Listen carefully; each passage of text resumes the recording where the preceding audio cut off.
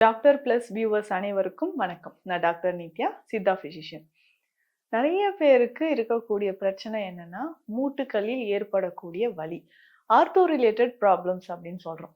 மூட்டு வலியை நம்ம எப்படிங்க சரி செய்யறது?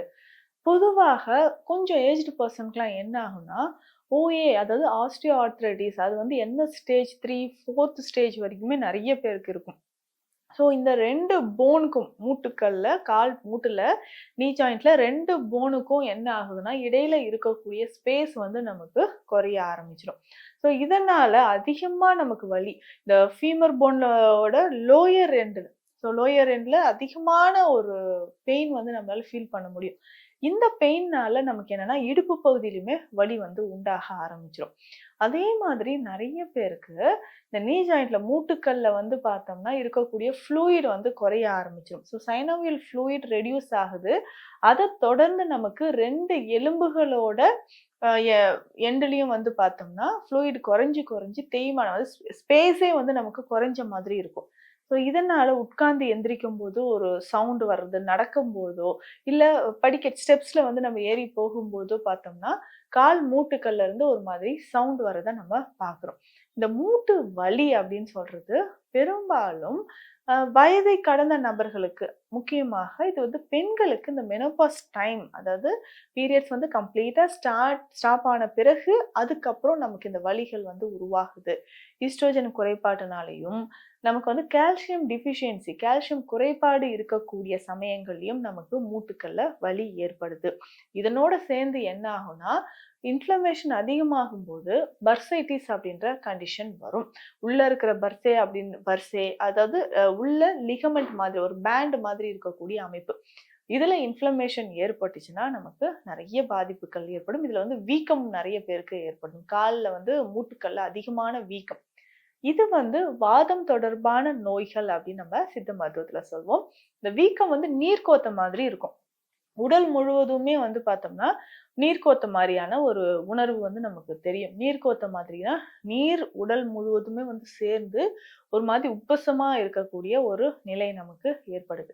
இதுவுமே வாதம் தொடர்பான பிரச்சனைகளால வரக்கூடியதான் வாத நீர் அப்படின்னு சொல்றோம். இந்த வாத நீர் அதிகமாக அதிகமாக மூட்டுல இருக்கக்கூடிய வலி என்ன ஆகும்னா, நமக்கு லோ பேக் ஏக் அப்படின்னு சொல்றோம். கீழ் முதுகு வலியாகவோ, இல்ல குதிகால் வலியாகவோ மாறுவதற்கான வாய்ப்புகள் இருக்கு. நிறைய பேருக்கு வந்து உடல் பருமன் இருக்கிறவங்களுக்கு நீ ஜாயிண்ட்ல பெயின் இருக்கும். குதிகால்லயும் வலி இருக்கும். அத தொடர்ந்து முதுகு பகுதியிலயும் நமக்கு வலியானது ஏற்படுதுன்னு சொல்லலாம். அப்போ முதுகு பகுதியில ஏற்படக்கூடிய வலிய நம்ம சரி செய்யணும்னா, இப்போ வாத நீர் வந்து கொஞ்சம் கொஞ்சமாக நமக்கு குறைஞ்சே ஆகணும். இப்போ மூட்டுக்கல்ல இருக்கக்கூடிய லிகமெண்ட்ஸ், அந்த சைனோவியல் ஃப்ளூயிட் எல்லாமே நார்மல் வரணும். பெரும்பாலும் மூட்டுக்கல்ல வலி இருக்கிறவங்க என்னன்னா, இந்த கழுத்து பகுதியிலும் வலிய வந்து நம்ம பார்க்குறோம். கழுத்து பகுதியில வலி ஏற்படுது. ஷோல்டர் ஜாயிண்ட்லயும் பெயின் இருக்கு அப்படின்னு சொல்லுவாங்க. இத சரி செய்யறதுக்கான வழிமுறைகள் என்னவோ அததான் நம்ம வந்து பார்க்கணும். இதுல பொதுவாக அந்த வாதத்தை கம்ப்ளீட்டா நம்ம சரி செய்யறதுக்கான வழிமுறைகள நம்ம கொண்டு வரணும். அப்போ பொதுவாக நம்ம உணவு முறைகள்ல எதனாலலாம் வாதம் அதிகரிக்கும், எதெல்லாம் சாப்பிடக்கூடாது அப்படின்னு பார்த்தோம்னா, கிழங்கு வகைகள் எந்த வகையான கிழங்கா இருந்தாலும் அத டோட்டலா அவாய்ட் பண்ணிக்கிறது ரொம்ப ரொம்ப நல்லது. ஆனா, ஒரு கிழங்கு வகை அப்படின்னு சொல்லணும்னா, அந்த முடவ நாட்டுக்கால் கிழங்கு அப்படின்னு சொல்றோம். இந்த முடவ நாட்டுக்கால் கிழங்கு ஸ்பெஷலா எதற்காக பயன்படுது அப்படின்னா, மூட்டுக்கல்ல ஏற்படக்கூடிய வலி, மூட்டுக்களை வலிமை சேர்ப்பதற்கு நமக்கு பயன்படுது அப்படின்னு சொல்லலாம். ஸோ அந்த வகையில நமக்கு வந்து இந்த முடவன் ஆட்டுக்கால் கிழங்கு வந்து பொடியாகவோ, இல்ல இத வந்து சின்ன சின்ன பீசஸா கட் பண்ணி, நம்ம வந்து என்ன பண்ணலாம்னா, நம்ப உணவோடு சேர்த்தோ, இல்ல சூப் மாதிரியோ நம்ம குடிக்கும்பொழுது, ஒரு நல்ல பலன் நமக்கு கிடைக்குது அப்படின்னு சொல்லலாம். பொதுவாக இந்த நொச்சி தைலம் அப்படின்னு சொல்ற ஒரு விஷயம் இருக்கு. நொச்சி இலைகளும் என்னன்னா, கபத்திற்கு மட்டும் கிடையாது, வாதம் தொடர்பான நோய்களை சரி பண்றதுக்கும் நமக்கு நொச்சி பயன்படுது. நொச்சி இலைகள் வந்து நமக்கு பயன்படுது. வாத நோய்க்கு எப்படிங்க நொச்சி பயன்படும்? இத்தன நாள் வரைக்கும் அது வந்து ஆவி பிடிக்கிறது தான் நம்ம பயன்படுத்தணும் அப்படின்னா, நொச்சியும், மிளகும் சேர்த்து தண்ணீரில் நொச்சி இலைகளும், மிளகும் சேர்த்து தண்ணீர்ல போட்டு நல்லா கொதிக்க வச்சு, நம்ம காலுக்கு ஒத்தரம் குடுத்துட்டு வரலாம். இப்ப கால்களுக்கு வலி இருக்கக்கூடிய சமயத்துல நம்ம வந்து அரக்கு தைலம், பிண்ட தைலம், முக்கியமாக நிர்குண்டி தைலம் இத வந்து பயன்படுத்தலாம். இதுலயுமே வந்து நொச்சி ஒரு முக்கியமான ஒரு மூலிகையா தான் நம்ம சேர்க்கப்படுது. ஸோ இத வந்து மூட்டுகள நல்லா அப்ளை பண்ணிட்டு, வலி இருக்கக்கூடிய இடங்கள்ல தைல வகைகள அப்ளை பண்ணிட்டு, நொச்சியும், மிளகும் சேர்த்து நம்ம தண்ணீர்ல கொதிக்க வச்சு, அந்த தண்ணீர வந்து நம்ம மூட்டுக்கல்லையோ, இல்ல ஷோல்டர் ஜாயிண்ட்லயோ நம்ம வந்து ஒத்தடம் மாதிரி குடுத்துட்டு வந்தோம்னா, நல்ல ஒரு பலன வந்து நமக்கு கிடைக்கும்னு சொல்லலாம். அதே மாதிரி மூட்டுக்கல்ல வலி இருக்கும்பொழுது, உடல் பருமன் ஒபிசிட்டி உடல் எடை அதிகமாக இருந்துச்சு அப்டின்னா, அத சரி பண்றதுக்கான வழிமுறைகள் என்னன்றத பார்க்கணும். ஏன்னா, நான் வாக்கிங் பண்றதோ, இல்ல எக்சர்சைஸ் பண்றதோ, ஜிம் போறதோ இப்போதைக்கு என்னால முடியாதுங்க. ஏன்னா, எது செஞ்சாலும் எனக்கு வந்து மூட்டு வலி அதிகமாயிடுது. அப்ப எப்படி நான் வெயிட் லாஸ் பண்ணணும் அப்படின்னு கேட்டீங்கன்னா, டயட்ல தான் நம்ம வந்து கண்டிப்பா பண்ணணும். அதே மாரி சிம்பிளா இருக்கக்கூடிய சில யோக பயிற்சிகளும் நம்ம ஃபாலோ பண்ணிக்கலாம். உணவு முறையில நான் சொன்ன மாதிரி கிழங்கு வகைகள் எடுக்க வேண்டாம். பாதி உப்பு அளவு வந்து உணவுல சேர்த்துக்கிட்டா போதுமானது.